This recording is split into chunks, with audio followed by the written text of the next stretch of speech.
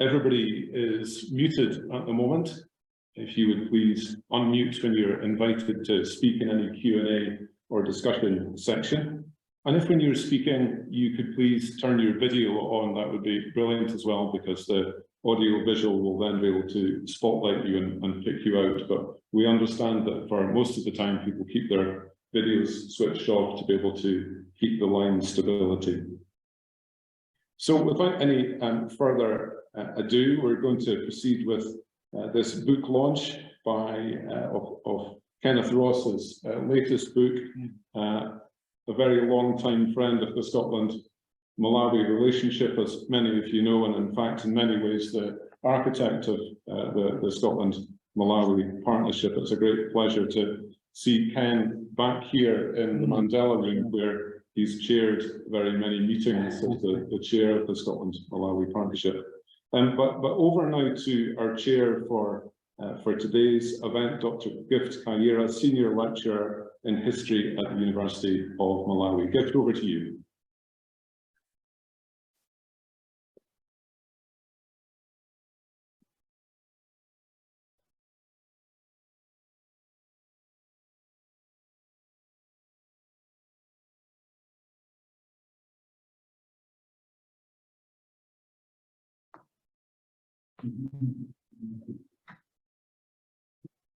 If we're not hearing you, I wonder if you're able to hear us okay.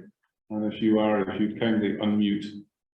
All right, thank you so much. I guess you can hear me now. Fabulous, thank you. Yes, please go ahead. All right, thank you. So I was saying that let me welcome you again in a very special way to this significant event that Professor Ross has afforded us right here in Malawi, in Scotland, and all over the world. We will have a wonderful program. So I guess you are able to see the link to the program that Stuart did post on the chat box. And here, so this is the layout for our program. We'll have a presentation, kind of a reflection on the book from Dr. Herman Mvula. He's serving as the senior lecturer at the University of Malawi. And then that talk will last for about 10 minutes. And then we'll move on to receiving a similar review from Professor Emma Wildwood from the University of Edinburgh. From there, we'll move on to having a plenary where whatever questions and comments, observations that you might have, you have to air them out when it comes to, so that will take us to somewhere around 1740. After which I'm going to invite Professor Ross to say one or two words about the journey that he has taken to reach this far, that at least he can give us this book. But before we move on, ladies and gentlemen, please allow me just to say one or two words about Professor Ross, who has brought us together this afternoon.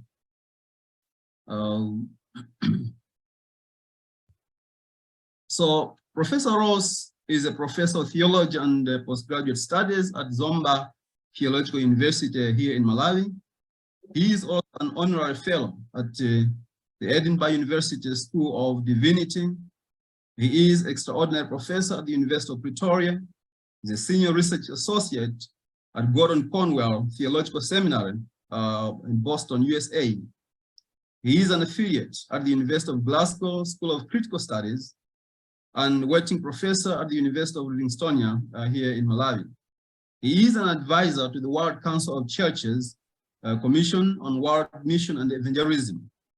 And he is also a series editor of the Edinburgh Companions to Global Christianity. That's Edinburgh Investor Press. He has been active in theological research and writing in Malawi since the late 1980s, when he was responsible for introducing the country's first bachelor's degree in theology at the University of Malawi. He was also involved in the beginnings of postgraduate degree program in theology. This is a master's degree and PhD, and was a founding member of the board of the Kachere series here in Malawi. He coordinated the Faith and Knowledge Seminar at Chancellor College. It used to be called Chancellor College in those days, but today it's just University of Malawi. So that was from 1989 to 1998. And of course, the social change in Malawi seminar at the same university from 93 to 98. He was General Secretary of the Church of Scotland Board of World Mission from 1998 to 2009, and chair of the Scotland Malawi Partnership, this very forum, from 2004 to 2006, and 2010 to 2019. In the UK New Year Honours of 2016, he was awarded OBE for service to the community in Malawi and to Scotland-Malawi relations. In 2020-2021, interim committee responsible for setting up the Theological Society of Malawi in 2022, and was elected chair of the International Editorial Board of Mzuni Press. His earlier books on Malawi are so many. Professor Ross has written more than 20 books, and so he has authored books as well as edited books. The list is just too long for me to highlight, but suffice it to state that his publication record goes as far back as the 90s, such that even today we'll be celebrating Mission, Race, and Colonialism in Malawi, Alexander Heatherwick of Blantyre. And so, ladies and gentlemen, he is someone who has had an unbreakable scholarly record. And I think his intellectual generosity to Malawi, to Scotland, and other parts of the world is basically unparalleled. And I am privileged to be the chair of this event where Professor Ross will be launching his latest book on Alexander Heatherwick. So this time around, ladies and gentlemen, please allow me to invite Dr. Herman Mvula. As I said, Mvula is a senior lecturer in theology at the University of Malawi. He's going to give us a reflection of Ross's book. And Dr. Mvula, please make sure that you keep your discussion within about 10 minutes or so. Over to you, Dr. Mvula. Thank you. Thank you so much, Dr. Gift Kaira, for this time. And indeed, it's a privilege to be part of this discussion of our new book, which will inform us about history as well as the direction of the church and mission in Malawi as far as Scottish Malawi partnership is concerned. Because of time, let me go straight away to say about my impressions about the book that Prof. Ross has just finished putting into pen. I should like to appreciate the great work accomplished by Professor Ken Ross. We have read, of course, and studied early European Christian missionaries in the names of Dr. David Livingstone, Dr. Edward Young, Henry Henderson, Dr. Robert Moffat, and Bishop Dr. Mackenzie, and most famous Dr. Robert Laws. Very little, if any, has been extensively and comprehensively put into pen on Dr. Alexander Heatherwick. For us, the scale of Heatherwick's contribution to the making of Malawi demands that he too should be given such a treatment about how he did his ministerial endeavors in this part of Africa. And then in this masterpiece, Professor Ken Ross does what general historians and church historians would like to hear and read: the missionary work of one of Europe's almost obscure missionary, but one who accomplished a lot in Malawi for both the church and the state. And for this case, then I would applaud Professor Ross for taking time to do a thorough research and putting down this kind of manuscript, which informs us about history as well as our current state of affairs, both as a church and the state, as well as informing us about the future. So Professor Ross' book identifies 8 aspects or facets of Heatherwick's role in Malawi. In this work, Ross looks at Alexander Heatherwick from a variety of angles, 8 of them, and I'm going to specifically briefly say something about each of these aspects that Ross says who Alexander was. The first thing that Ross actually takes into thought is the issue that describes Alexander as a missionary pioneer. Alexander's work, which actually spanned for over 50 years, was a great work, almost half a century doing the ministry work in Malawi, in Nyasaland then. He was indeed a pioneer in most cases of the word. In fact, as a pioneer, he spent much of his time at Domas, where he actually established the church or the mission station for the Blantyre mission at Domasi.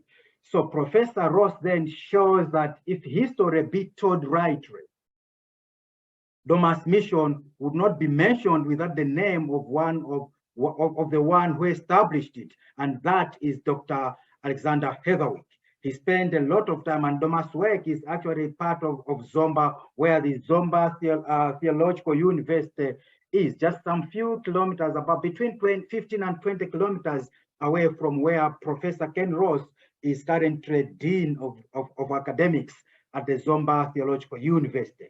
So as a missionary work, as a missionary or as a pioneer missionary, Heatherwick did a lot of work establishing the mission, establishing the schools, as well as interacting with local communities, and even learning languages that were predominantly spoken by the people at that time.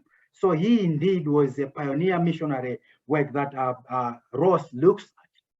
The second thing that Ross looks at Alexander is that he was the right-hand man of Dr. David Clement Scott. Heatherwick was almost his deputy. In fact, while he was actually stationed at Domasi, he was almost in most of his works actually almost deputizing the Scott, who was stationed at the Blantyre mission. In fact, during Scott's long furrows, which he was actually going back to Scotland, Heatherwick was the one who was left in charge of the missionary activities at the Blantyre mission. In fact, he was, for the most part, an associate of Clement Scott as they were doing their work. So indeed, he was the right-hand man of Clement Scott, such that whatever other duties that Scott was doing, he could actually dedicate them to Heatherwick, be they at Zomba mission station, be they at other mission stations within the southern part of Nyasaland. Then the Scott was actually dedicating that, or he was leaving that work to be accomplished or to be done by Clement, by Heatherwick, by Alexander Heatherwick. The other thing that Ross looks at this book is that the life of Clement of Heatherwick is that he was a mission leader. In fact, not just a mission leader, but a father leader. Heatherwick worked tirelessly establishing mission at Domas, as I have already pointed out, and doing other duties for Blantyre mission. The ensuing years of the late 1800s and the early 1900s were actually marking the proliferation of Scottish missionaries to Malawi. All these missionaries that were actually coming from Scotland to Malawi in that century were actually looking at Heatherwick as their father, someone who would guide them into their ministerial responsibilities. So indeed, as Ross says it, and actually Kenneth Ross actually quotes Andrew Ross, who comments that from the departure of Clement Scott in 1898, Alexander Heatherwick was in a sense the Blantyre mission. The length of his service, his knowledge of both Yawo and Nyanja languages, his intimacy with so many of the chiefs of his service, his knowledge of Yawo as well as Nyanja languages, his intimacy with so many of the chiefs whose fathers he had also known, gave him enormous prestige with the settlers as well as the administrators at Blantyre. So in other words, Heatherwick was not only for the church missionary activities, but even the government's administration also relied on Heatherwick's skills and knowledge of Nyasaland at that time. So he could actually help them, for them to settle down, for them to know how to interact with the local communities. So indeed, he was a missionary leader as well as a father, as well as the father figure who actually helped the other settlers, the administrators, the missionaries to actually do their work in Nyasaland.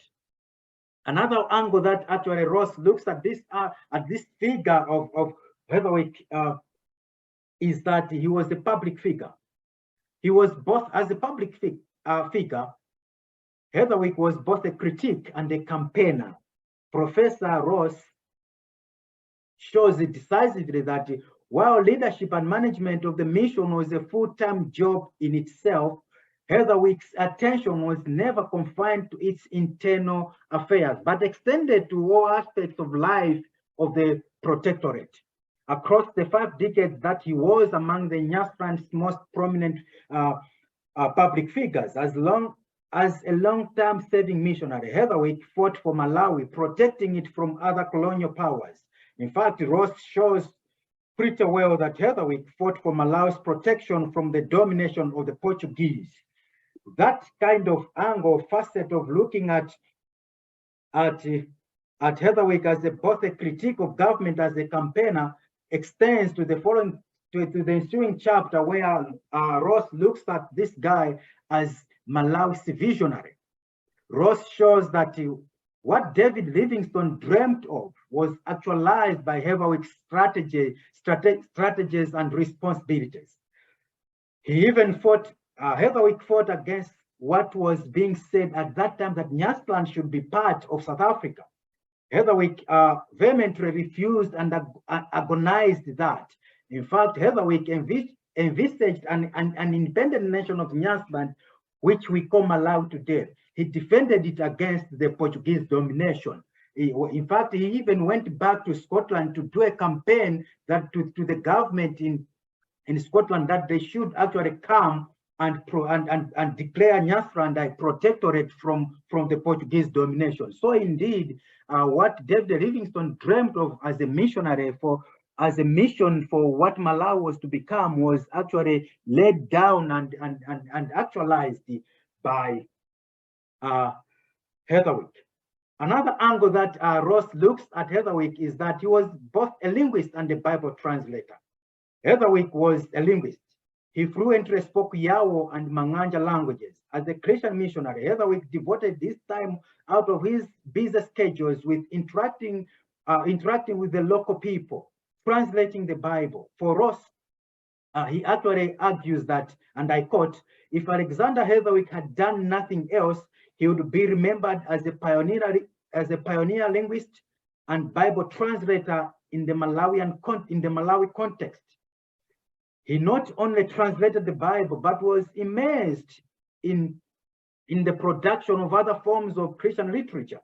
The translation work of the Bible was relished by the fact that Heatherwick was also a linguist in classical languages of Greek, Hebrew, and Latin. And Ross actually shows all this in his book, that indeed, having his time as spanning for over 5 decades, and his knowledge of Greek and Latin and Hebrew indeed made him as a success kind of a person in his ministerial endeavors. Another angle that actually Ross looks at this person is that he was the mission thinker. Ross states that Heatherwick led a very active life, his days and nights filled with meetings, events, and travels. Yet he also had a strongly contemplative side and was given to reflect on the nature of meaning of the missionary work in which he was engaged. For Heatherwick, the missionary work ought not to be restricted to narrow conceived religious spheres, but it must be concerned with every dimension of life. Professor Ross candidly shows that Christian missionary work is concerned with every aspect of life, both that is being religious, socio-political, and economist. So in other words, and actually in the life of Heatherwick showed that he actually was involved in all these kinds of things as he did his work in Malawi over 50 years. Another aspect of another dimension of life that actually Ross shows about Heatherwick is that he was a church leader. Professor Ken Ross argues that Heatherwick was a church leader who had imagined and visualized the reality of what we now know as Blantyre Synod of CCAP. Heatherwick, just like his predecessor Scott, envisioned an African church holistically doing what Africans ought to be and ought to do as they worship the universal God, whom the missionaries actually advocated. The last thing that actually Ross shows or describes extensively in his book is that Heatherwick was both a missionary and and an empire builder. Back home in Scotland, Heatherwick's plaque was actually erected in his memory at his home church. Professor Ross says that Heatherwick is remembered as a pioneer missionary and an empire builder. Ross says, and I quote, "Though there was never any doubt that his missionary calling was the primary one, he had also played part in the building of the empire. He had campaigned successfully for the establishment of the British Protectorate in Nyasaland, and he had become one of its most prominent civic figures, serving terms on the Legislative Council, being one of the members of the Blantyre Town Council, playing a leading role in the Chamber of Commerce, and developing a high profile as an activist and campaigner on a wide range of social and economic political issues." So in all that Ross said about Heatherwick in his book, the belief in the essential equality of all human beings, irrespective of race, was the hallmark of early European missionaries in Southern Africa. Therefore, under Heatherwick's leadership, Blantyre Mission worked on the basis of the oneness of humanity, expecting that the Africans with whom they made connections had the potential to advance in education and flourish in professional life no less than Europeans might. Therefore, Alexander Heatherwick's long period of service offers an opportunity to explore how the interrelation of mission, race, and colonialism played out during the formative time in Malawi's history. Indeed, one of the aims of this book is to offer an account and assessment of the life of someone who played a leading role in the making of Malawi and the foundational role in the life of one of its major church communities, promoting these foundational beliefs at Blantyre Mission of the CCAP. So Heatherwick's life and career form a prism for us. It formed a prism through which many of the issues that faced the church and nation in the late 1900s or late 19th century and early 20th centuries can be considered. Alexander is one of those actually who did that. So my impression, therefore, then, to summarize everything about this book is that in the final analysis, Ross' book offers what could be incredible and missing link for Heatherwick's long ministerial endeavors in Africa. Heatherwick hoped that the native could become just like the European in discharging the duties of the church and other responsibilities. In fact, Heatherwick had painstakingly taken the responsibilities of educating the native and inculcating in them the ways of business management of any kind. This is a book indeed to appreciate Heatherwick's African missionary and public travels. And indeed, I would recommend for all those who are interested in the political, the social and political history of the church, as well as the state of Malawi, to actually read this book. Ross offers that missing link that has been put to pen by so many historians and church leaders.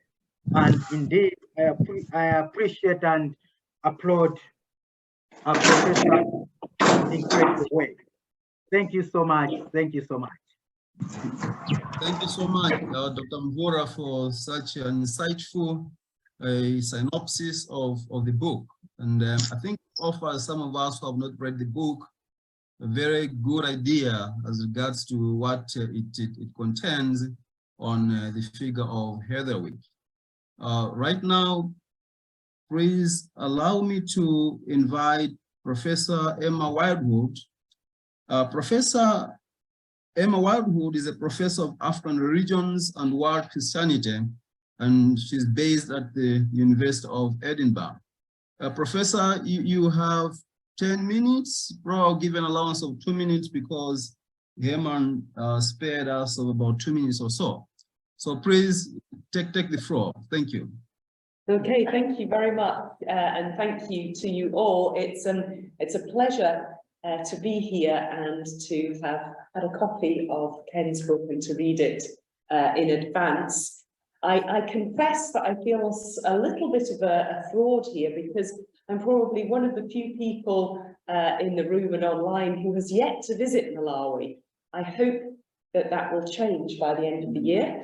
But I have spent a lot of time with scholarship on Malawi because my PhD supervisor was Jack Thompson, and one of my examiners and previous teachers was Andrew Ross, who Ken engages with in the course of this book.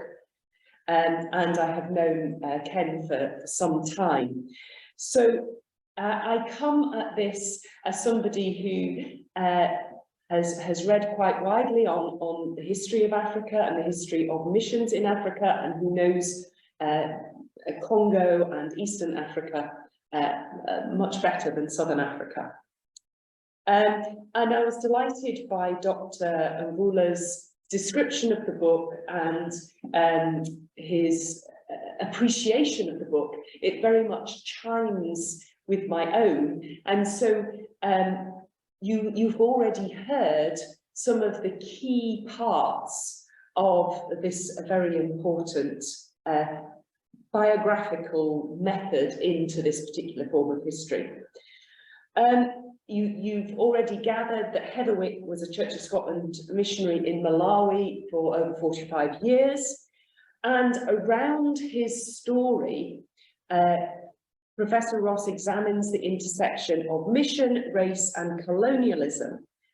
And I think one of the interesting things that we heard from Dr. Mbula is not only during this book do we hear some of those key issues that were coming up at the end of the 19th century, the beginning of the 20th century, but Professor Ross really situates this in key issues that are being raised today. I would like to say raised again today, that are in current discussion.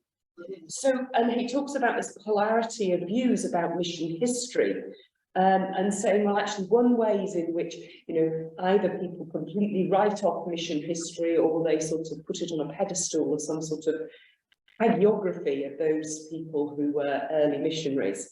And he points out that actually overcoming these polarities of views can be done only by careful study of the aims, objectives, the obstacles of mission agents, and what they achieved.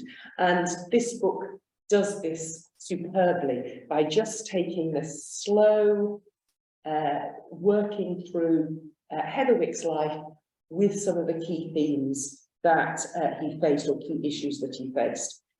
I'm a big fan of using biography to draw out important themes, showing how the themes, either contemporary themes or themes of the past, collide and coalesce in an individual.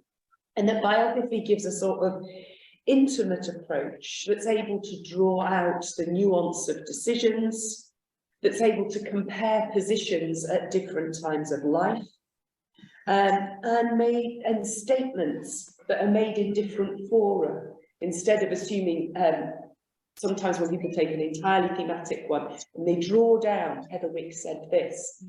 But with this book, Professor Ross is able to say, well, on this occasion he said this, and this occasion he said that. He was speaking to these kind of people when he said this. And this is incredibly important for historians in order to get a full picture of what was happening at the time. There's also sort of detailed portrait of a life of an individual, and we get his own background in Aberdeen and his marriage to Elizabeth Fenwick, who I think deserves a biography in her own right, if it's not already done. I wanted to know so much about her. And you know, things like the separation or education, little nuggets like that help set the context for mission work in the 19th century. And of course, Ken, as we've already heard, is really very well placed to write this, his many years of living and working in Malawi, the supporting theological education, supporting publishing, as well as knowing Scotland as a Scot, as a parish minister, and leading the board mission, and all his many other writings on history, theology, and mission. So who better to write this deep and sympathetic biography of Alexander Fenwick? I wanted, since we've heard so much about how the book is constructed and the themes it brings to it, I wanted to go a little bit outward from that and just say it's really interesting timing, and Ken knows this. There are 3 books that have all come out within 2 years. And in this book, Ken talks about Harry England's work, which wasn't quite out, but you engage with some of his early articles on the topic. So Visions for Racial Equality, David Clement Scott and the Struggle for Justice in the 19th century Malawi. But you also note in your biography Retief Muller's book, The Scots Afrikaners, also published by EUP, Identity Politics and Intertwined Religious Cultures in Southern and Central Africa, which includes a discussion of the Murrays, who prompted missionary work in Yes. So this is very pertinent, and the Murrays also encouraged ecumenical relations with other churches and missions, which resulted in the formation of the CCAP, Church of Central Africa Presbyterian, from 1924. So it's very exciting from my sort of armchair view, if you like, to see this flourishing interest in mission in Southern Africa. And I think the fact that there are these other 2 books coming along the stream at this point indicates the importance of the book that we're particularly focusing on today. But if Ken doesn't mind me mentioning these other books at a time, it's unusual to have a book launch that mentions other ones, but I think it really kind of puts it in its context. Harry England is an anthropologist, as I said, he focuses on David Clement Scott, and he broadly agrees with Andrew Ross, who wrote previous histories of the mission. But Clement Scott was the creative visionary, imagining a new form, the kingdom of God, among the peoples of Central Africa, Southern Africa, and who formed strong bonds with them. Now, England contrasts Clement Scott with Heatherwick in almost Bavarian terms, the charismatic, generous founder versus the bureaucratic, paternalistic follower of the leader of the mission. And we see in this book that Ken feels this really does an injustice to Heatherwick, and he carefully picks his way through these arguments. Yes, Clement Scott did have this kind of visionary creative, but Heatherwick was tutored by him, mentored him, got it, if you like, and tried to continue Scott's vision for the next 45 years, the next 40 years or so after Scott left the mission and later subsequently went to Kenya. And, you know, it's possible that, and you say this in the book, that he might not have toed this line had he not been mentored by Scott. But nevertheless, to see them as entirely different operatives does an injustice to Heatherwick, in your view. And I found this very interesting when we think about people, so somebody who comes in and has an amazing vision, but actually is not able to continue that vision, and the person who takes up the mantle and has to do the hard work over decades in order to sustain it when so much is trying to crush that vision. And I think there's some very interesting points here, you know, how Heatherwick challenged the colonial authorities who were favouring white plantation owners and were prepared to overlook the agreements that they'd made with the Nyasaland people regarding their land rights. Heatherwick's trying to pull them back to those original agreements. And yet, on the other hand, we see what Heatherwick is doing is working to ameliorate colonial rule. He is an imperialist in the sense that he thought that a British protectorate was the best option at the time for Nyasaland, faced with Arab and Portuguese slave raiding. It's a good question whether people would agree with that, but that was his position. And so his idea was always to improve things, make things better for the local people, push against the extractive and oppressive rules that colonial authorities are known for bringing in. But he failed to see the importance of the Chilembwe uprising. I thought that was a really interesting point, that he played it down. He didn't want to see it as something of great significance. And I think as people look back to that uprising now in 1915, they see it as being something that was really a point which galvanized people of Nyasaland around independence, even though it took some time to realise it.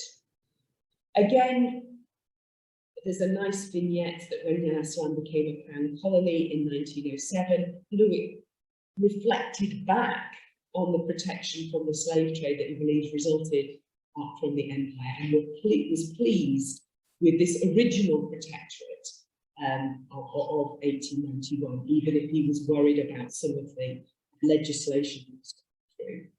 We've heard about his amazing fluency in Yao and Manjanja, and his commitment to language learning and translation, his belief in the unity of humanity in interracial worship.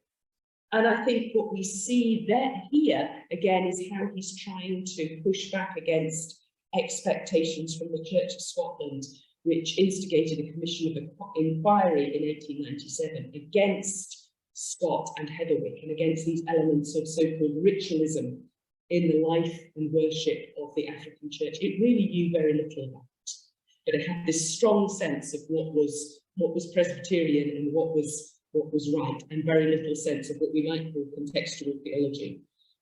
And so the end result was an insistence on form and organisation of Scottish Presbyterianism that took little account of the context. And Heatherwick really had to accept that, it seems. He felt he had no choice, even though he disagreed with the ruling. And maybe this was simply because he knew where the money was coming from. But there's a deep sense, but he was also loyal to his own supporters and to the church in Scotland. So this book, and indeed the other two I mentioned, show real careful historical research. They demonstrate the complex and entangled nature of Christian mission in Southern Africa. Missionaries preached unity in Christ. They changed African societies in ways that were appreciated by some members of those societies and rejected by others. They challenged racist elements of colonialisation.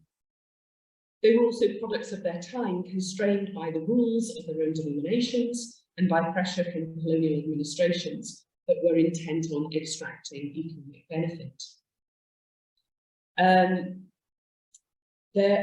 We have Heatherwick, also Scott and the Murrays, who went against the developing colonial grain, who tried to avoid the worst excesses of imperial oppression as it concerned land rights and self-determination and so forth.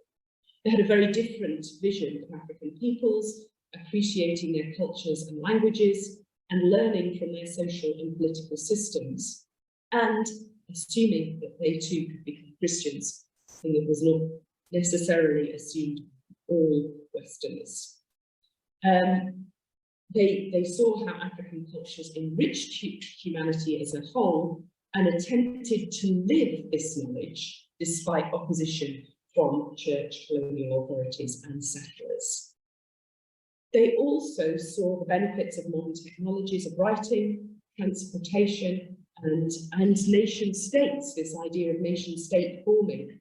And they thought that African peoples should learn these things from Europeans. And we've already heard about Hedderwick's involvement in the Chamber of Commerce and trying to bring David Livingstone's idea of Christianity, civilization and commerce as a means to rebut the slave trade into the life of Nyasaland. But what I think this book does is that it might weigh up at the time, excuse me, I'm losing my voice here, and we might have wished they did something differently, or we might challenge their sense of this was the right thing or the only thing that they could do. What the study does is complicate simplistic narratives that pitch Africans and Europeans against each other. And they show how difficult decisions were being made on the ground, why they were made, what motivated those decisions, and what impacts they had. I want to end, if I might, with a kind of, with perhaps an unusual question for a book launch, and it's not directed directly at Ken, but it's a question about what next, because I know that furthering research is an issue close to Ken's heart, and he has done a huge amount with other colleagues to promote publishing in Malawi and elsewhere. But I wonder, in historical scholarship, where does it go from now? One element that is striking in Ken's book and the other three books is the relative lack of African actors in their stories. And I've spoken about this to Ken before seeing the book.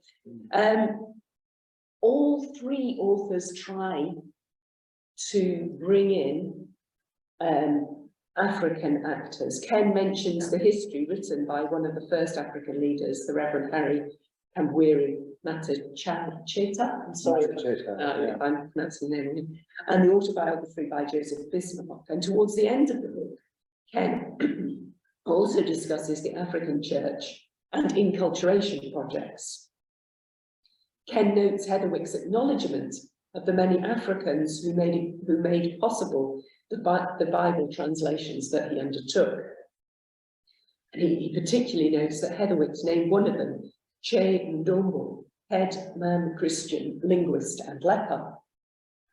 And Ken wishes more could be known about this important contributor to the Nyanja Bible translation. The problem, I presume, is in the paucity of the sources, not in the intent of the authors. Hedderwick and others didn't, I presume, always name African actors, or they mentioned them only briefly without giving us some sort of detail. The phrase, the African, is used by Hedderwick and many others of his generation as a collective singular in a way that obscures the historical actions of different African people. And Ken is aware of this, and it's precisely his desire to reflect on this matter that draws attention to it. So given the flourishing, thank you so much. That's lovely. Given the flourishing of Christianity today in Malawi, and given the recent discussion on racial equality, which highlights epistemological forms of white privilege, we need to consider how we construct historical narratives. And also, my own interest, I wanted to know a little bit more about Matacheta. And I found a short online biography in the Dictionary of African Christian Biography by Thokozani Chilembwe, which says, until recently, mission scholarship has given priority to the agency of European missionaries in Africa. This has tended to paint a picture of Africans as passive recipients of the faith, whilst the Europeans did the real work of planting the faith in the red soils of Africa. However, more recent scholarship is beginning to recover the roles that Africans have played in establishing Christianity in Africa without necessarily undermining the role played by the European missionaries. So clearly somebody is at work thinking about these. And I guess my question is a historiographical one, and I direct it to myself as much as to anyone here. Is it possible to write an early history of the Malawian church with Africans as central actors? Who were the early adopters? And you have to excuse me if it's already been done, you can correct me, Ken. What might we know about them? Who resisted and why? What kind of history could be written? Where are the sources? Is it too late for oral sources? What kind of historical methods do we employ for this kind of task? Because it's quite a tricky one. What I do think Ken's book is an excellent source for anyone undertaking this endeavour. We have a huge number of books on mission in Malawi in the colonial era. And we have a lot of knowledge about how white missionaries endeavoured, often against the groundswell of opinion around issues of race and empire, to make something really stand out. And I think anyone trying to do the what next will find that Ken's thorough scholarship, his erudition, his ability to weigh nuance is exemplary. And I'd also like to note the collaboration between EUP and Mumsy Press, which makes the book widely available. From personal experience, I know that these collaborations are not always easy to set up, but I think UK-based publishers are slowly seeing their moral importance, if nothing else. And I think I commend Ken and EUP and Lindsay for working on this. I don't know how it's coming about. So here we have a really excellent book. Do buy it, do read it, and do keep, for those of you who enjoy history, do keep thinking about how we write history and what are the important themes that we need to attend to. Ken, thank you very much. Thank you. Thank you so much, Prof, for such a wonderful take on Prof. Ken's book. Colleagues, I would like to open this session now to a plenary. I know we have questions, we have comments and observations. This is the time that the good thing is Ken is here, so you'll be more than willing to take some questions if there are any. I know there is one here in the chat box, which says, does the book deal with tribal identity and the implications of this? I only know about the Sena people down in Bangula and Sanje. And then there is another question. Ken, please take note. What role did Heatherwick play in the aftermath of Chirembwe uprising? What were his impressions at that time? Let me see if there are any hands up. So far, I think there isn't any. Ken, would you mind taking these two questions as we await other comments and other questions? Over to you, Ken.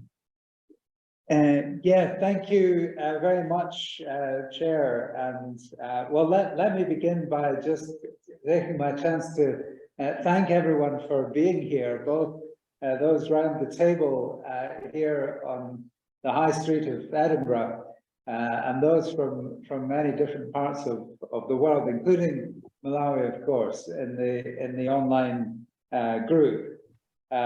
It's so encouraging for me to have everyone here engaging with the book, and special thanks to my colleagues who've been reading it and reflecting on it already. This book in many ways is a child of the COVID period, and I can remember times when we were in the COVID time and I was going to the Malawi National Archives in Zomba, and sometimes I was the only person there apart from the skeleton staff. And I remember asking myself, well, will anyone else be interested in this obscure missionary from 100 years ago, as I'm wading through the old files? So I think today finally has given me the answer to that question. So thank you to everyone. Tribal identity is probably more implicit than explicit in the book. It does feature a little bit as part of my debate with Professor England, which Professor Wildwood was mentioning, because in England's analysis, Scott had more of a concept of what he calls the universal vernacular, whereas he thinks that Heatherwick moved more into thinking in tribal terms. But the argument that I have made against that is that I think for Heatherwick and William Murray, when they were working on the Chinyanja Bible translation, their view was that Chinyanja was going to become a lingua franca for a wide region of Africa. So for Heatherwick himself, his first love was Chiyao. He always said that was the best language in Central Africa. But I think he saw, and this has turned out, of course, to be the case, that Chinyanja has become more of a much more widely spoken language. So I think there's an argument that it was a good call, and this is part of my argument in response to Harry England, that he was not trying to reduce Africans to tribal units, which is a kind of colonialist approach, but the choice to opt for Chinyanja and put this massive effort that they did over 30 years to produce the Bukulo Patolika, it was showing that, you know, looking beyond a narrow tribal identity. Yes, Heatherwick was very active after the Chilembwe Rising. It was a very uncomfortable episode for Heatherwick. I mean, it was for everybody, but especially for Heatherwick, it was a kind of contradiction of his vision of Nyasaland, because he had this feeling, we're totally different from South Africa and Zimbabwe. We have a different kind of race relations where we're working together, Europeans and Africans, building this country. That was how he liked to think about things. So the Chilembwe Rising was a rude awakening, and it was difficult for him to take that on board. But if he was unhappy about the Chilembwe Rising, he was far more unhappy about the way the Europeans reacted to it. And that was the big thing for him in the year after the Rising. So basically, to make this simple, the government and the European settlers, when they wanted to identify the underlying cause of the Rising, they said it's mission education. So what we should do is to close the schools. All these schools that Livingstonia and Blantyre have been running, they should just be closed. These are producing troublemakers. So he really had a battle on his hands. But this was kind of Heatherwick's favorite moment, was when there was a fight to be had. And if he had Robert Laws alongside him fighting, then it was even better. But he was utterly scathing about the way the Europeans behaved in the aftermath of the rising. So it was one of the moments that showed the huge gulf between how it can be taken as representing a mission outlook, and on the other hand, more of a settler or colonialist outlook. And there's quite a long passage in the book, if you get a chance to read, about Hedderwick's appearance at the Commission of Inquiry when he was questioned for 4.5 hours, and said afterwards that not one friendly question was put to him, but he came back with both barrels on that occasion. And you know, as we've said, at the end of the day, it's a bit of an equivocal judgment that I have on Hedderwick when it comes to issues of race and colonialism. But that was probably the finest moment when he really stood out for what I think is always the underlying vision of common humanity. All right, thank you so much, Prof. We have 2 more hands, one from Eve Hartswood in the room, and the other from Emeritus Professor Wiseman Chira. Let me recognize Eve, and from there we'll have some remarks from Prof. Chira. Thank you. Hello, Eve Hartswood, a visitor at Edinburgh University, but also an interest in faith partnerships through Church of Scotland. And so I was wanting to ask what elements of Hedderwick's work, both his missionary work and his cultural work, really assist current faith partnerships to adapt and continue. Right, thank you. Let's take another one from Prof. Chira, and then we'll allow Prof. Ross to respond.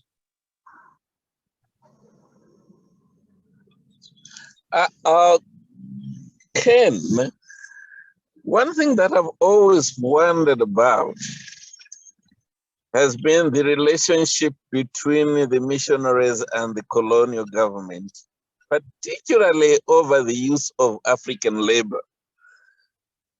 I've seen so many records of colonial governments accusing, or colonial administrators accusing the Blantyre mission in particular about misuse of African labor, particularly women's labor and child labor.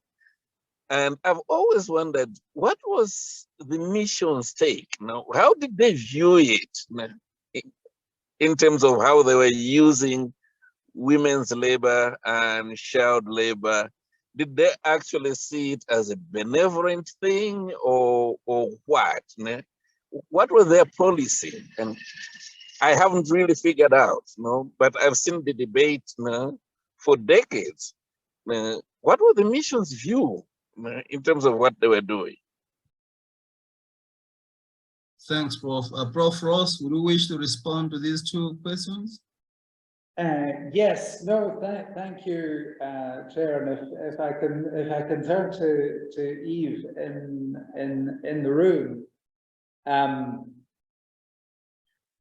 I think possibly the one from whom faith partnerships can learn a lot is actually David Clement Scott, and this is where the book by England has a lot to offer. Because he writes on what he calls epistemic justice, which is essentially about two-way learning, realizing that we have a lot to learn from each other. And that, of course, was what was very often lost to view in the colonial period. Where the prevailing assumption was that all wisdom lay with the ruling race, as they used to say in those days, and that there was little or nothing that could be learned from African life and faith and culture. But Scott was a champion of a very different view. And what I've tried to show is that I think more than others have allowed, Hedwick actually carried that forward. Where, and Professor Wildwood is mentioning this, where he was not able to go very far is in terms of what today we would call contextual theology, a whole rethinking of the faith out of the context. So Hedwick, the way he thought about his faith, it was quite conservative. So what he'd learned in Aberdeen in the late 1870s, he tended to hold to it. Whereas his colleague Scott was much more imaginatively open to learning from Africa, and I think it's probably that openness to learning and the enrichment that can come from that's the biggest thing for these faith partnerships, which it's good to see flourishing today, maybe more than ever. And very good to see Professor Chirwa. I hope Mzuzu is treating you well. It's been a while since we met. So the issue of labour came up for Hedwick in two main ways. The one was that it was part of a threefold nexus of tax, land tenure, and labour, and in a way it was a kind of very rude awakening for both Scott and Hedwick when they got into the 1890s, and having been the ones who had campaigned to have a British protectorate, very quickly they saw that the way that it was working out was not actually very protective. It was more exploitative, because as European settlers took more and more land, especially in the Shire Highlands area, then the African people were deprived of access to the best land. At the same time, they were subject to tax. The colonial administration was imposing quite punitive levels of tax. And in order to raise the funds to pay the tax, they had to offer their labour. And so ironically, this whole British colonial enterprise, supposedly having been brought in to counter the slave trade, it was actually creating conditions that looked all too much like slavery in practical effect. People just having to work on European-run estates for the benefit of the European owners and the benefit of the government who got the tax yield, but for no advantage at all to themselves. So that was a big issue in the early to mid 1890s. And then the second big thing with labour was the start of labour in the mines in South Africa from the early years of the 20th century. And Hedwick was the main campaigner against the migrant labour. He just from all points of view, he thought it was going to be very damaging for Malawi, that it would lose the people who should be building up their own country, that they would have to work in conditions that would be very damaging for their health and welfare. So, I mean, this is a debatable point, looking back, because I think Wiseman knows this much more than I do. You know, it was a choice that many Malawians took, that they saw the opportunities in migrant labour as being the best option that was available to them. But in Hedderwick's view, looking for the future of the country, he didn't see that it was going to be for the good of Malawi. So that was a very high part of his public profile in the first decade of the 20th century. I don't remember Wiseman really having a specific focus on women and children dimension, but if you can tell us more about that, it can be welcome. All right, thank you so much, Prof. We have some more questions here for you. There is one from Dr. Banda. He says, Prof, do you have any comment on the relationship between the Blantyre Mission and the Roman Catholic Church during Hedderwick's time as head of the Blantyre Mission? Did the Catholics and Presbyterians or Protestants collaborate the efforts of spreading Christianity? And then we have another one from Tobias Houston. He says, do you discuss Duff MacDonald and the Blantyre scandal in your book? And then the subsequent aftermath that Hedderwick would have been faced with in the years following. So these are two questions, Prof. Maybe you may wish to respond to these two as we anticipate more coming. Prof? No, very happy, Chair, to respond on those.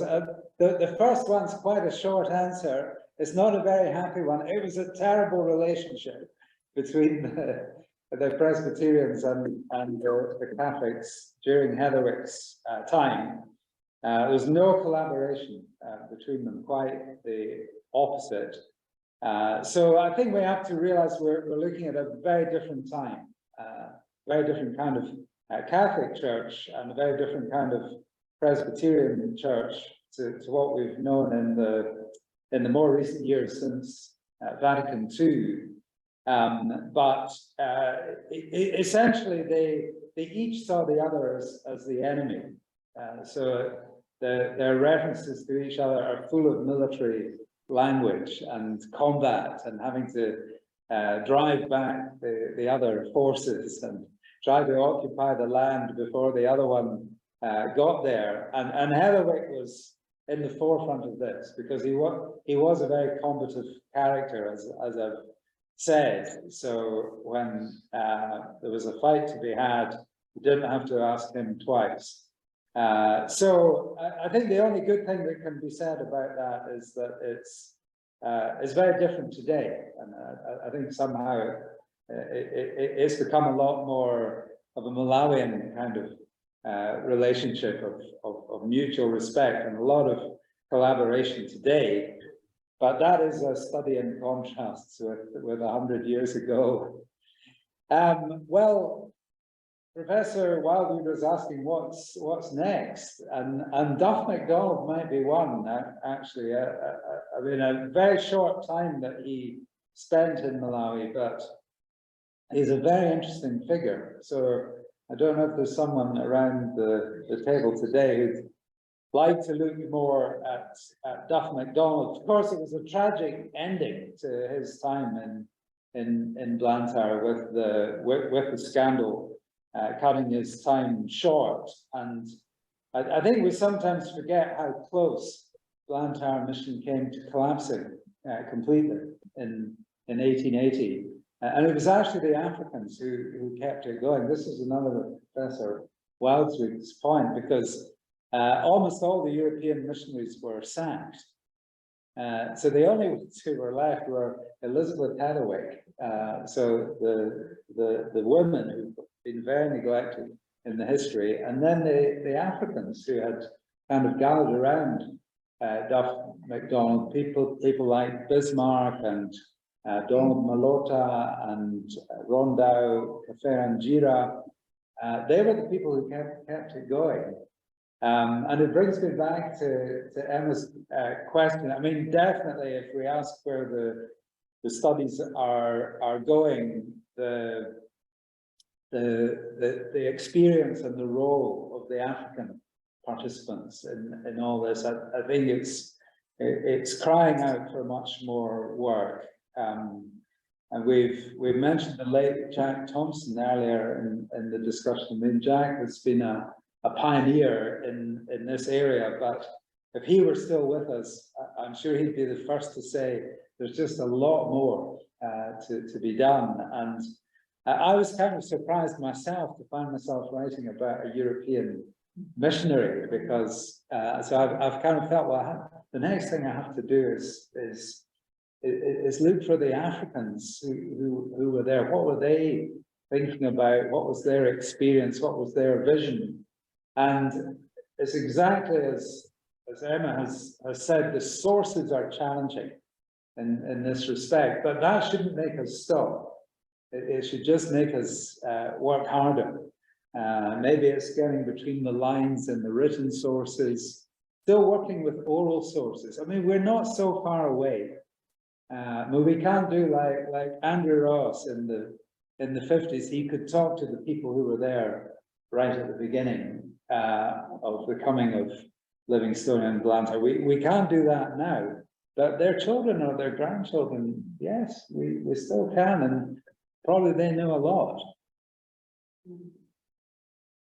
Thanks, Prof. Prof. Wiseman, is that the second hand up or the previous one?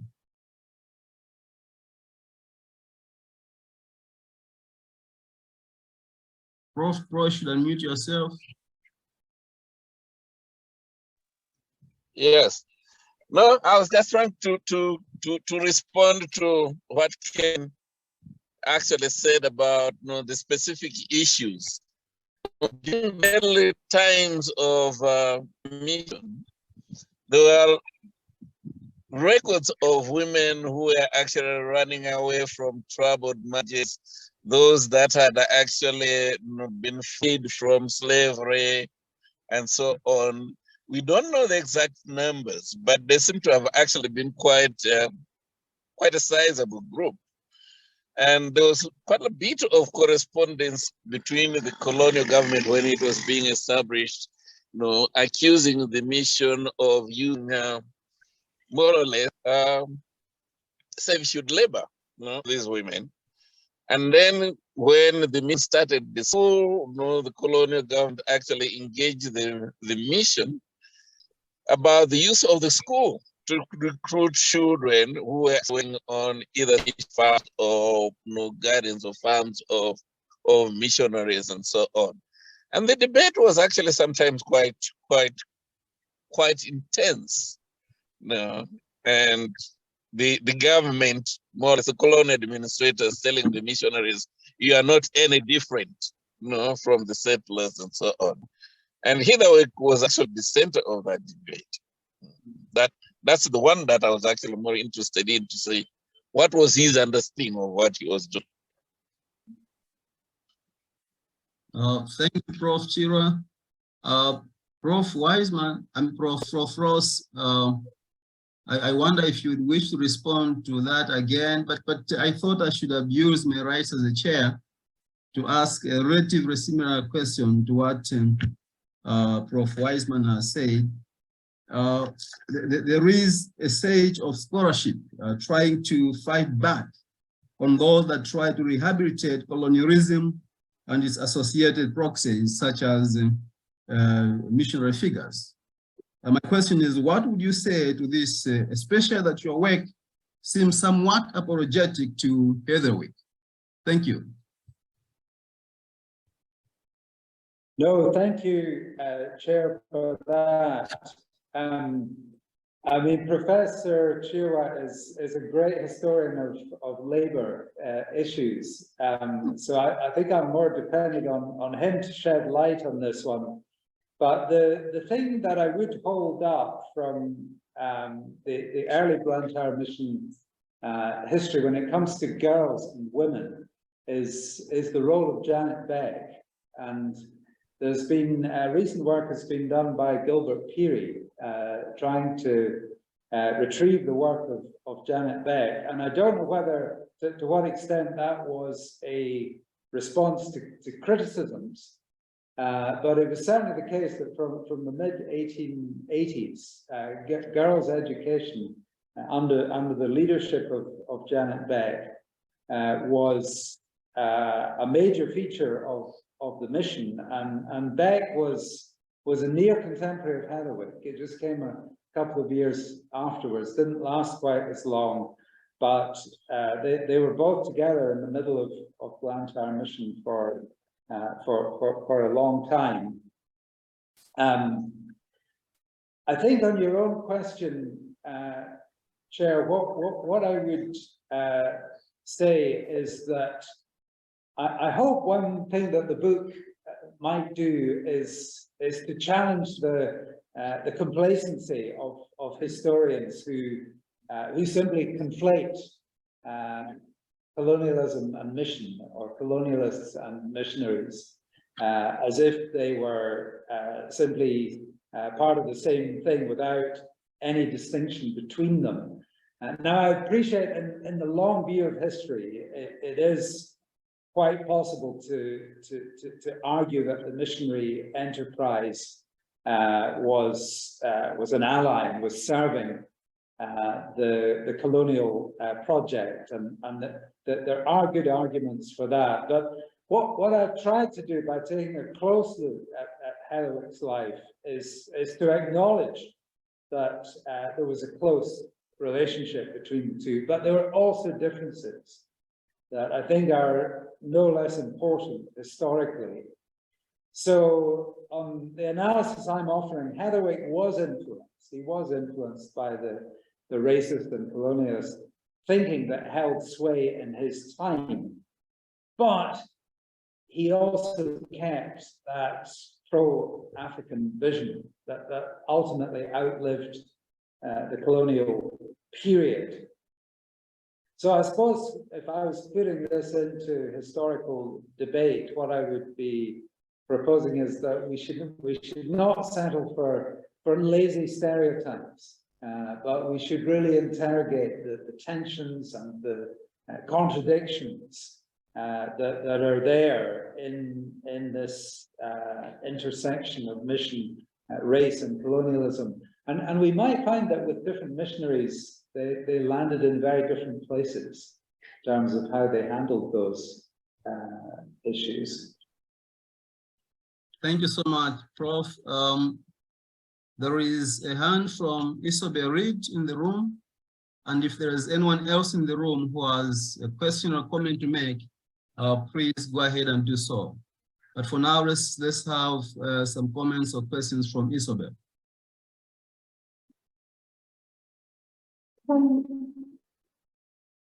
In the north of Malawi, women were imprisoned for non-payment of hut tax when their husbands were elsewhere earning money and trapped, not able to send money home or having taken a second partner. Yeah. So I wonder what you have found in relation to that in the South, but also in the North, certainly by the 1920s, of course it's later. The First World War gave the opportunity not only for women missionaries to take leadership roles, which they had never done before, including being head of station on occasion, and of course, untrained for that. But also the villages, just as across the world, the men had been killed and maimed, including, of course, in Britain. But Malawian women took up village leadership, church leadership, because the men were not there. And I wonder to what degree you have found Malawian women were not seen as being passive recipients, but dynamic women who were saying, Ich bin da.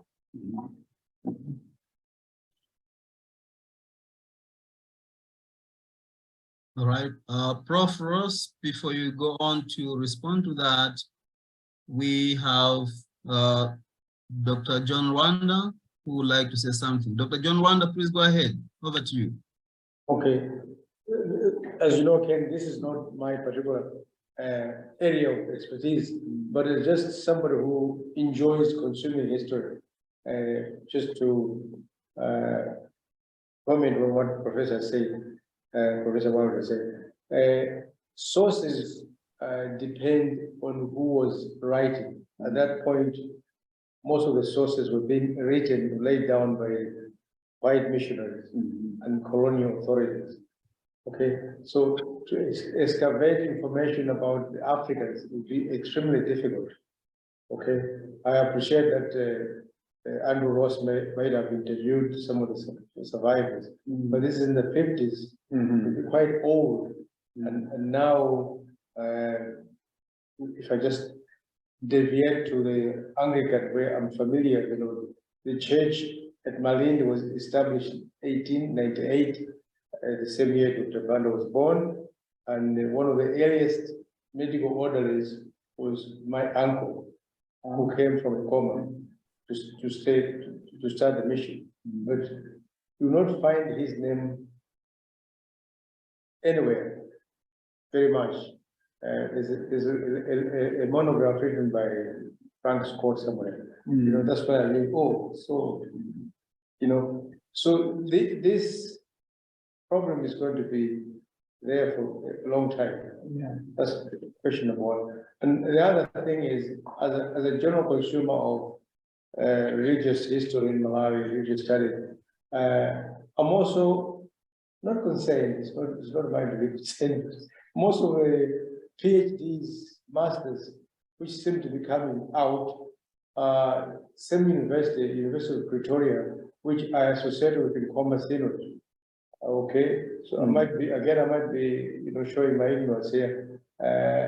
Now, is the Zomba Theological University starting, as it started producing papers which us journalists can consume about any period? Prof. Ross?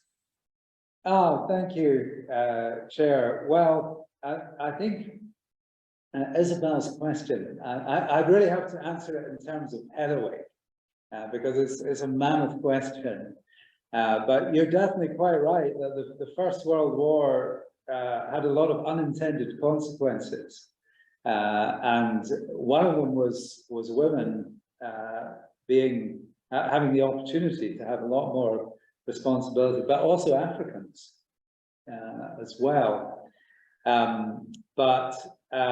Well, a game of two halves. A thing that really puzzles me about Hathaway is that he managed to write his complete autobiography without mentioning his wife at all, which might be strange in any case, but she was a very remarkable person. And in 1910, she was the longest serving Blantyre missionary. She'd been there for 31 years. And she was a very central and dynamic figure. So quite apart from who she was married to, she's a really important figure in the whole making of Blantyre mission. But somehow, I don't know, Edwardian view of life or something, he said nothing at all about her contribution when he was writing his own story. But on the other hand, this one might be especially for Sandy, actually. In 1925, there was a woman doctor called Elizabeth McCurrock, who was serving at the Blantyre Mission Hospital. And the committee in Scotland, after she had been, and this is kind of aftermath of the First World War,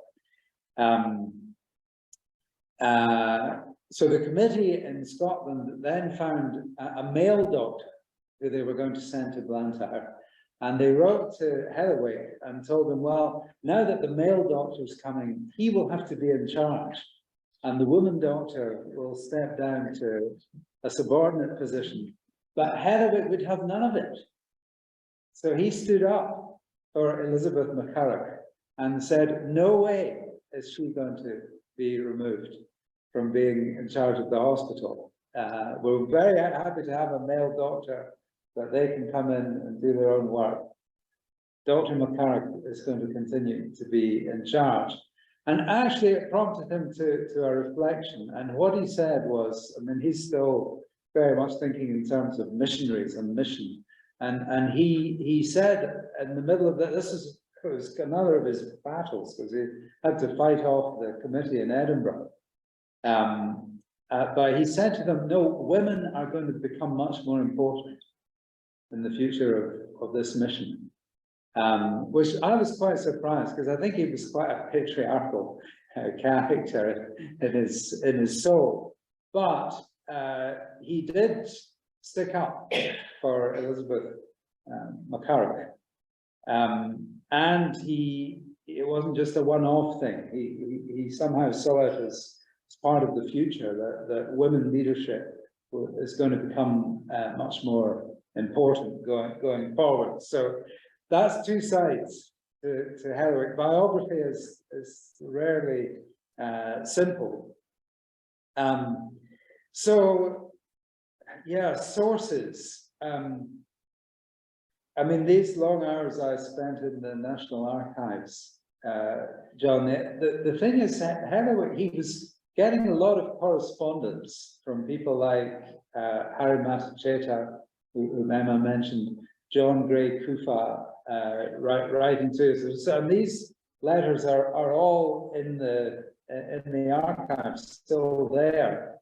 But the frustrating thing is that they're very matter-of-fact kind of letters. So that doesn't mean they've got no value. They do have value, but it's saying things like, you know, we need a new set of exercise books for the school, or, you know, we've got 32 people ready to be baptized next time you come. So, you know, quite factual. So to get it, you know, what were really the inner thoughts, what was really the experience that these kind of people were having, it is quite difficult to get at it, even when they've left some written sources. The thing I think that we do have to try to do is to read between the lines, and a lot of the missionaries have not helped us here, because as you're rightly saying, often they didn't even give names. They just say, oh, I went on a trip with my African helpers, or the African teacher did this, or the African evangelist. So you hardly get any real feel for who these people are from the written sources. So that is an ongoing frustration, but you know, here and there you get an outstanding text. Like, I don't know if you know Josiah Chimambo's letter that he wrote in 1921, really protesting against what was the racism of the Livingstonian mission, sorry to say. You know, so eloquent and convincing.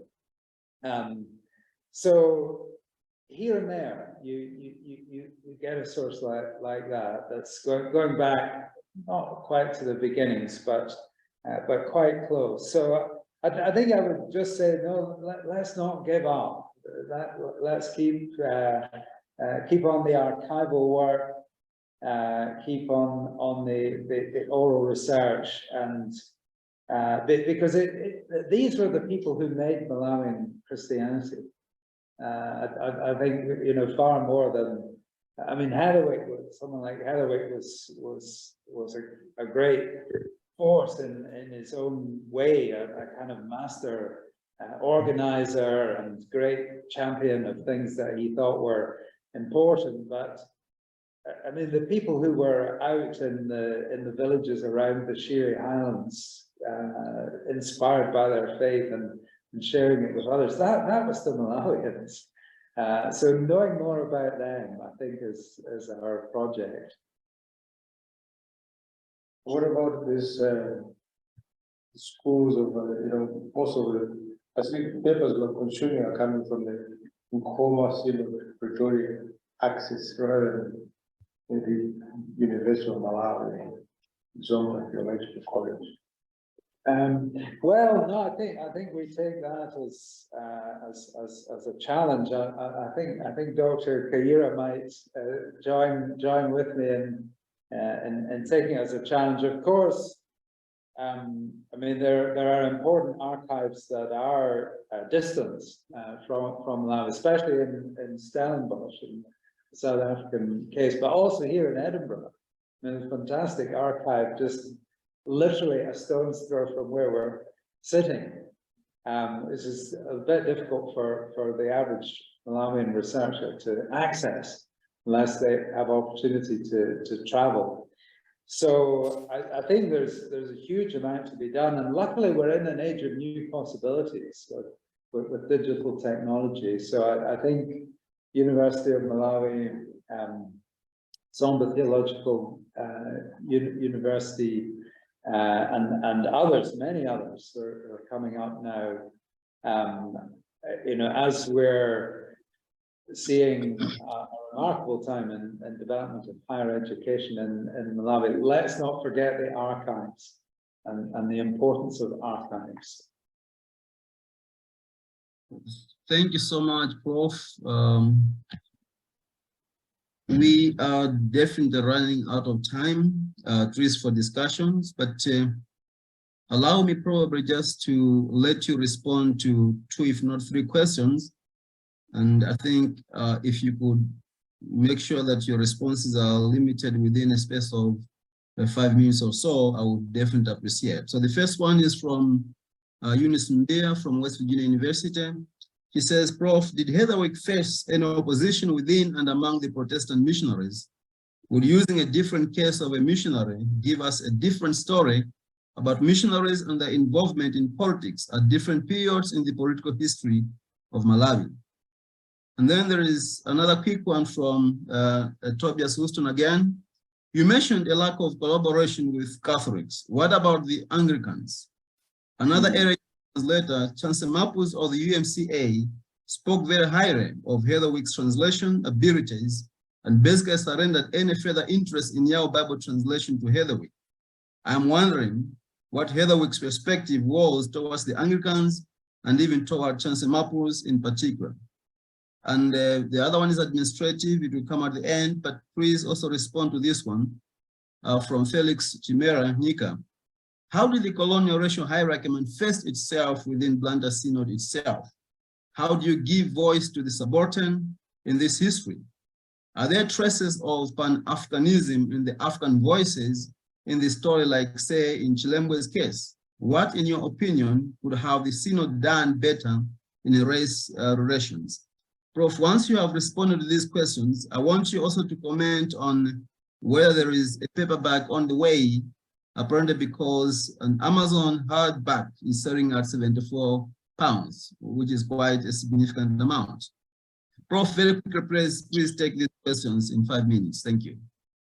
No, thank you. That's a real challenge on time because they're big questions.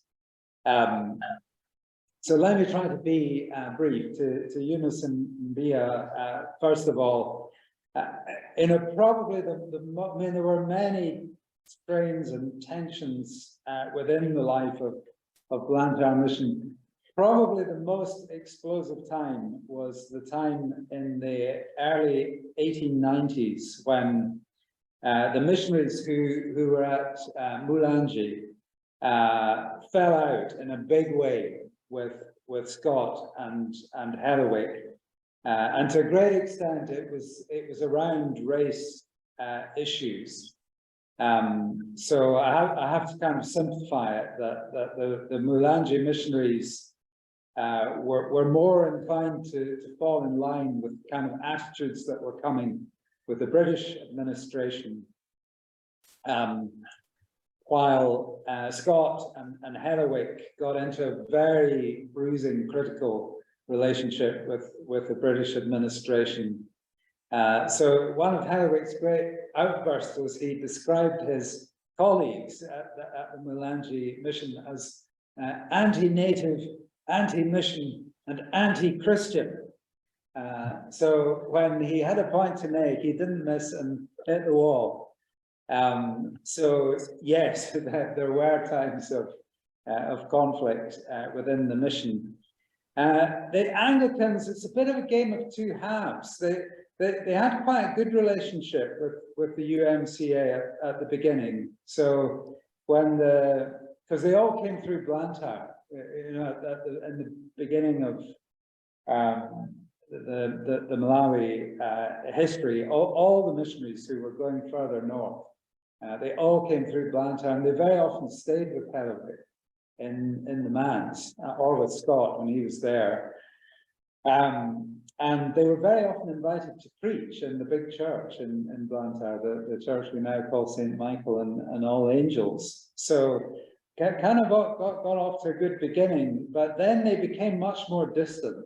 And the kind of decisive point was 1910 when they formed the Federation of Missions in Nyasaland, and the Anglicans didn't want to have anything to do with it. So I think it was more an issue for the Anglicans than it was for Heatherwick, because they were high Anglicans. They were kind of rather clear that they were not Protestants, and so being involved with Protestant missions was a little bit difficult for them. So they had quite a long period of being rather distant, but then after independence, they became much more collaborative again. So, for example, some of you will know the Chilema Center near Malosa was started as an Anglican Presbyterian collaboration. So I think once they got out of the missionary era and it was more of a Malawian thing, it became more friendly and collaborative again. The subaltern voices, I've got an article, Felix, that's coming out on this, particularly about Matacheta and Kundecha. We mentioned Matacheta, and talking about sources, Matacheta is very unusual because he wrote his own history of what happened in the whole early period of Blantyre mission. And it's a very interesting history because I think he's a bit of a classic subaltern in that he's quite respectful at one level towards the mission and the missionaries and even the colonial government. But he's very determined that he's bringing an African perspective, which is different. And there's lots of little subtle inflections in his text that let you see the Africans who were there. Yes, someone like Matacheta is very positively disposed towards the Europeans he was working with, but not in an uncritical way. He definitely had his own critical angle and critical voice. And I think a lot of what we have to do in our next historical studies is retrieving and lifting up these voices. Could the mission have been better in race relations? Of course, it definitely could. And I think it probably just needed more humility and more self-criticism, because it never departed from its fundamental view of one humanity, common humanity, anti-racism. That's my argument, that was always the beating pulse. But they often failed to really think it through And in a time when this great wave of colonialism was sweeping through the whole world, and never mind Malawi alone, it was difficult to resist it. But yes, they could have done more to resist it. I hope I'm still in 5 minutes, my chair, to say a word about the paperback and to echo what Emma was saying in her piece. We're really grateful to Edinburgh University Press and they've been very generous in making a collaborative agreement with Mizuni Press, and at that end I'm very grateful to Professor Klaus Fiedler at Mizuni Press, who has taken on production of the Malawi paperback. So I can't give an exact price, Dr. Kayira. I hope maybe 10,000. Let me make a guess. We might get it out for 10,000. I hope so, and I hope it'll be this year that we'll have a Malawi paperback. Thank you so much, Prof. You have been responding to people's questions and comments. In a minute, I'll be giving you an opportunity to say words of your own as one way of giving your closing remarks. But meanwhile, I would like to communicate to the audience that we will be displaying 2 survey questions on the screen. Please do take your time to respond to them as one way of giving feedback on this specific session. As we do that, let me now invite Prof. Ross to give his closing remarks. Thanks, Prof. No, thank you very much, Chair. And I don't think I need to add a great deal at the end. I would like to respond to some remarks of Professor Wildwood, where she positioned the book as part of a kind of trilogy. And I can see that very much. But the interesting thing is that I don't think any of the 3 of us, when we started, knew about the others. So there's some kind of constellation of the stars that was saying in 2022 and 23, there should be some fresh taking account of what was happening in the early history of Presbyterians in Malawi. But I don't think Professor England's here. I was hoping he might have been here with us. But to me, what is quite interesting, if you are able to read the 2 books, it is quite a robust debate between the 2 of us. I mean, to make it simple, I think essentially we agree about Scott. We have a lot in common in our view of Scott, but we have a very different view of Hedl. And I think I would just put that out there more as an invitation that this is a big field. It's a huge history. This is the making of Malawi. So it needs many scholars to come in, and it may be that it'll be others, the next person who finds a way into to this field and brings something forward. Maybe we'll shed some light that has eluded either of us. But we were just discussing this the other day. I'm hoping we'll have an event somewhere where Professor England and I will engage directly with the 2 books. And Retief Muller as well. I'd very much like to acknowledge his book. I only was able to read it very late, when I'd almost finished the manuscript. And of course, his is wider. It's really more about South Africa than Malawi, but it does have a very significant Malawi component.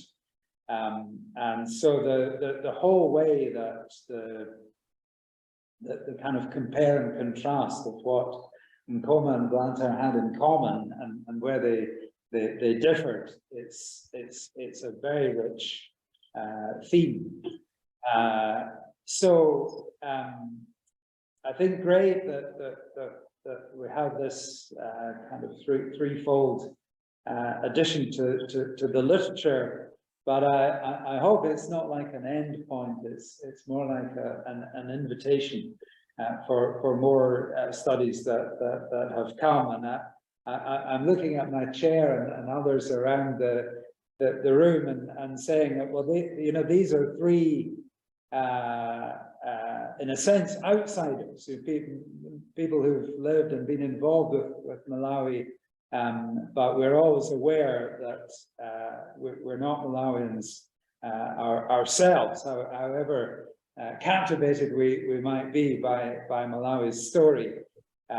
So I think for me, what I'm excited looking to the future is what Malawian historians will bring to throw more light on this formative time in the history of the nation. And I think that the last point I might just make is to recognize we're hosted today by the Scotland-Malawi partnership. And that was one motivator for me in undertaking this research and producing the book, because Hedderwick, along with Robert Laws, who is very much his contemporary and counterpart in the northern part of Malawi, they were probably the two who really laid down the foundations of the relationship between these two distant countries. I mean, I don't think you could really have guessed that Scotland and Malawi would come to have a particularly strong relationship.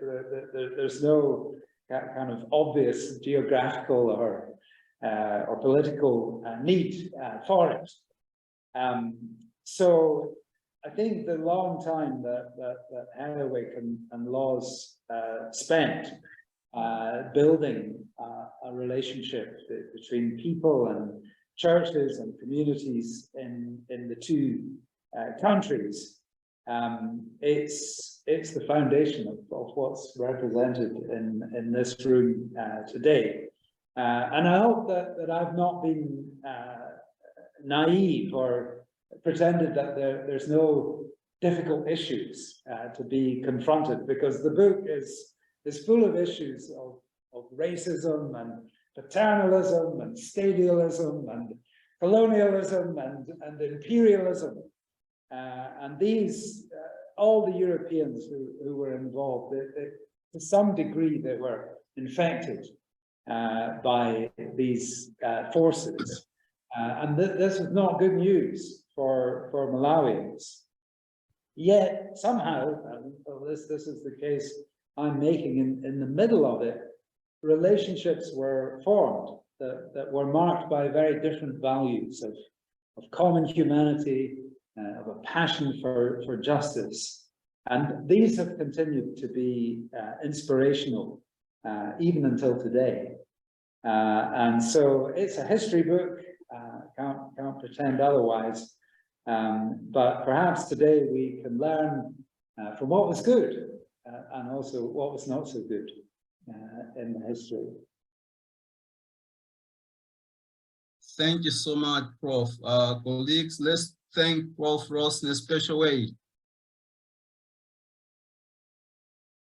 Thank you so much. I was actually surprised because, you know, Prof is a man of his own words, but he has spared us about 5 minutes.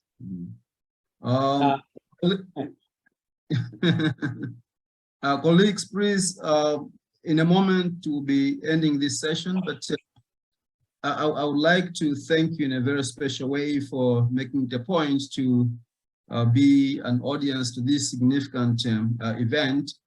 And we are so glad that we all spare time to be part of this important session. And that I think Prof. Ross should be thanked in a very special way, as I said, for his intellectual generosity. I mean, he just amazes many of us. I don't even know where he gets all this time to write and edit books, but I think we can draw some very good lessons from him. And many thanks again to Dr. Mvura and Professor Wildwood for various good reviews about the book.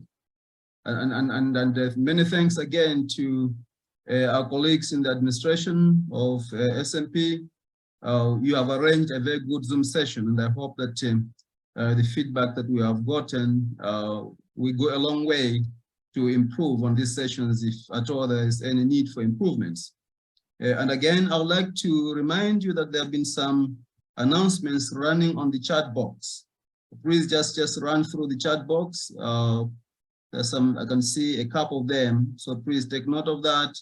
There are some links that perhaps would be useful for these announcements. So let's do that. Otherwise, let me now pass over this session to Stuart for his final remarks.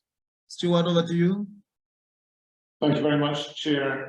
My final remarks are only to thank you very much for your very able chairing of what's been a fascinating event, and to thank everybody who's in the room, who's online in Malawi and elsewhere. So, Zikomo Kwambiri, thank you everybody very much indeed. Thank you.